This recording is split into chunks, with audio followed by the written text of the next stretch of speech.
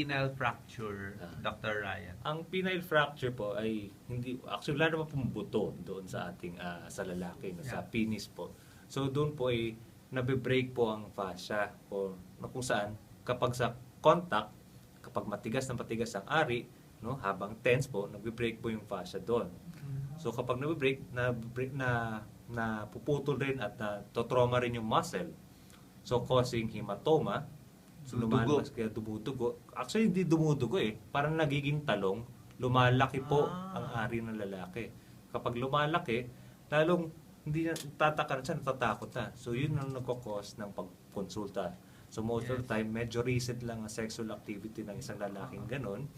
So nagtataka siya. At ikukwento niya kung paano. Anong first aid doon at anong ginagawa ng urology sa penile fracture? Parang nabali yung ari. Actually, ang penile fracture is a emergency kung tutuusin. Kasi ayaw natin lalong mag-worsen ang hematoma, lumaki.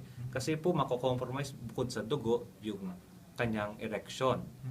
Okay? So, kinakailangan early detection. Malaman po agad ng isang doktor na kung saan ano ang itsura, ano ang presentation by history ng isang penile fracture. Yung mga ibang pasyente po, hindi po nakakaihi. Hindi mailabas ang ihi kasi apektado na rin po ang urethra o ang tubo mula sa pantog palabas sa ari. So may iba ganun kagrabe ng penile fracture bukod sa mga corpus or muscles na naapektuhan at nasusugatan, napuputol rin po ang urethra.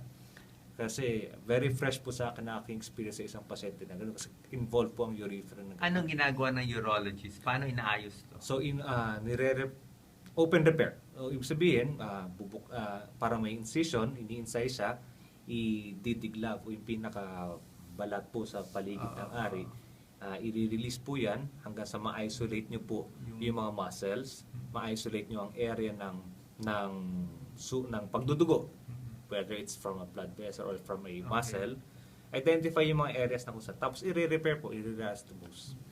Anong tips sa mga kalalakihan para hindi maging biktima nitong penile fracture? Ang common na po ay yung talagang nagkaka-aksidente. So minsan kung saan ang babae po ang nasa ibabaw, kadalasan po sa mga retrospective studies, yung po ang lumalabas na posisyon sa mga nagkakaroon ng mga penile fracture kasi yung babae nasa ibabaw po.